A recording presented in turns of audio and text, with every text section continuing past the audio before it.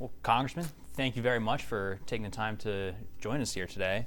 Kind of want to start out focusing a little bit more on healthcare. It's been kind of a big topic over the past few months, including in the shutdown, the government shutdown. And recently, you were one of the 17 Republicans that joined Democrats to keep the Obamacare tax credits going for the 3 years. Was there a reason why you broke from Speaker Johnson to vote to keep these tax credits continuing for another 3 years? The Democrats went into it asking for a permanent extension, and obviously that was not a reasonable request, and something that we had talked to leadership for quite some time about some sort of reasonable solution, and we had hoped we could come up with something with some better reforms in it, but we couldn't get any support on our side. We know we've got support in the Senate. You've got Republicans and Democrats working together in the Senate, coming up with some solutions there. In the House, I've co-sponsored a couple bills. I mean, Brian Fitzpatrick from Pennsylvania's got one, Jen Kagan's from Virginia's got one, both of them bipartisan. And I think the Brian Fitzpatrick one is going to be kind of a base for what we see come back from the Senate. But the piece of legislation that I voted on the other day, one, I don't believe it's going to become law in its current form, but what it did do is it created an avenue for us, or a vehicle to send to the Senate and send back to us in the House, ultimately to hopefully continue some sort of extension, but making sure that there are some reforms so there's no fraud, and obviously making sure that people have a program that helps those who need it and prevent the dollars from being wasted on people who don't. And I mean, do you fear any sort of backlash from the President Trump or the Trump administration for kind of breaking ranks with Speaker Johnson on this issue? No, the White House was in a lot of the rooms knowing that that we needed to address this. I think Speaker Johnson struggled with the body of the House itself, but the Senate has already taken some votes, and the administration has already said publicly that some sort of extension, I mean, obviously where the money goes is a little bit different than what's in that bill, but I'm not out of line with anyone in the White House when we say this needs to be addressed, and a lot of the solutions they've been proposing, I've actually just created an avenue for those ideas to be put into law and actually put on his desk. And if we had just walked away from this, the administration would have no say in this. And so I think this move was actually pretty helpful to the administration. Now, some have criticized you when it comes to Medicare. Was this kind of a way to show your constituents, that you are committed to keeping healthcare costs lower in the Central Valley? Well, yes. I mean, a lot of the criticism is over different programs. But yes, I've always been a fighter on this front. I mean, Medicaid is something that is a huge issue in the district, and it's something that we've been able to be helpful on and fight a lot of battles on that front.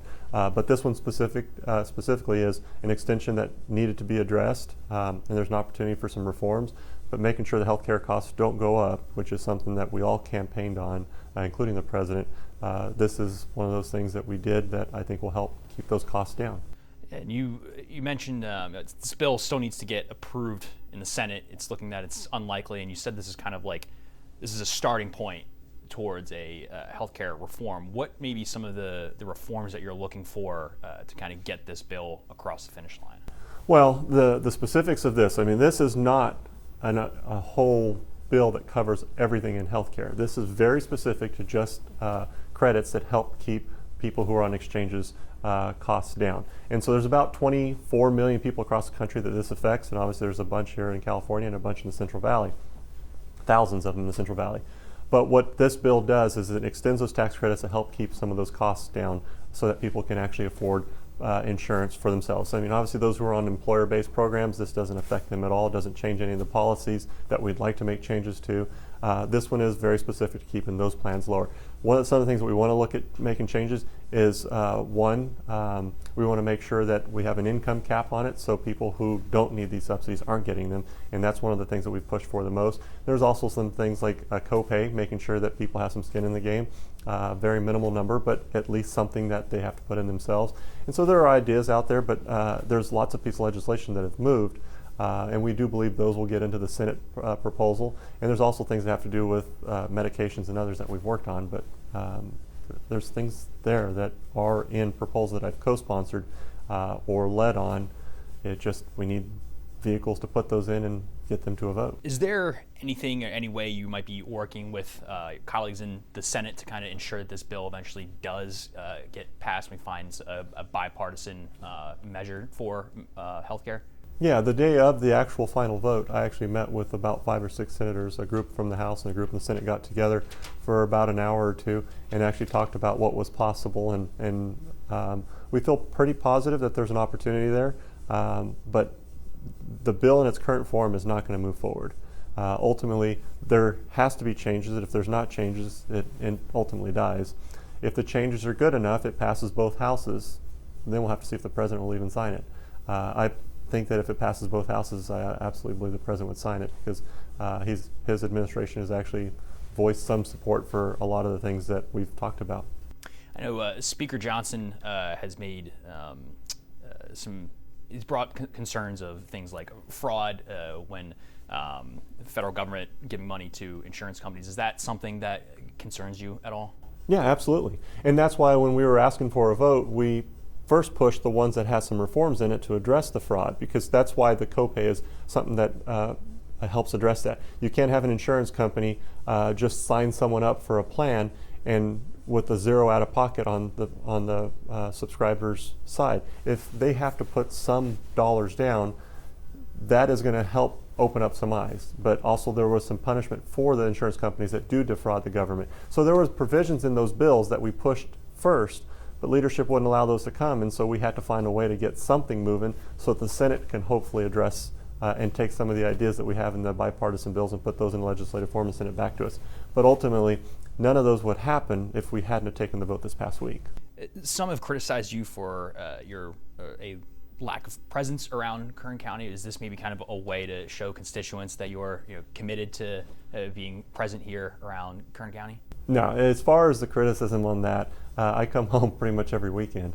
And when I'm in D.C., obviously I have to do my job voting as a member of Congress, but I spend a lot of time, and if not myself, my team.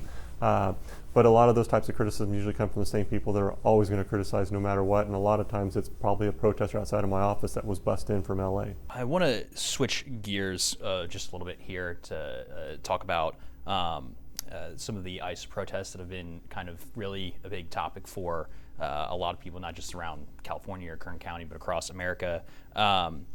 Some people around communities may be a little bit concerned with ICE operations. Would you say that, or is it a concern of yours that ICE might need to be reined in a little bit to maybe alleviate concerns of community members? So I've been watching it. Yes, the ICE stuff has, especially the stuff we see online, is something that's been a huge concern, something we've brought up to the administration. But the election that happened, the president and many others campaigned on making sure that people who were here doing us harm, dangerous criminals, were to be deported. And so as long as the focus is on that front, I do believe the American people support that. Now, a lot of the rhetoric that has come out from both sides, a lot of the even folks on the right, the way that administration has put stuff out on social media, or people on the left that have painted some of these much worse than they actually are, have made the situation dramatically worse and a dangerous situation as we've seen this past week.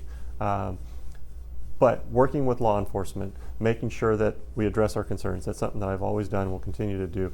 And reaching out to the administration, I had a meeting just the other day with folks from Homeland and talked about some of the issues that we're seeing across the country and making sure that our voices are being heard, and so that they can focus on what they campaigned on, which is making sure that dangerous criminals are deported and looking for a path forward. And the president has spoke about this himself on folks who are here doing us no harm, but also working really hard in different industries here in the Central Valley. Agriculture specifically is one of the ones that he's talked about quite a bit himself. I'd like to switch gears again just to another popular or big issue that has been in the news is Venezuela, obviously. I know you support President Trump's attempts to rein in these narco-terrorists and make sure they're held accountable. Are there any other places or areas where maybe some of these similar operations against narco-terrorists would be necessary? I'm not looking for new places to start wars in around the world. Anyone that has a direct impact on us and has the ability to help bring in drugs or bring in any sort of I mean, you've got a situation where Maduro was literally helping provide blank passports to people who are known terrorists and terrorist organizations. Is something that needs to be addressed. If that's going on anywhere else in the world where government is actually helping and a terrorist organization that wants to do us harm, they need to be addressed, and it needs to be addressed quickly. But myself personally, I'm not looking for new opportunity there. Those who are in the intel world and those who are in that field will provide those recommendations, and hopefully we have the opportunity to see them before actions are taken. But this administration has acted on, I mean, the previous administration was offering a $25 million reward for Maduro. Did he not expect someone to finally cash that out? Well, Congressman, thank you. That's all I had for today.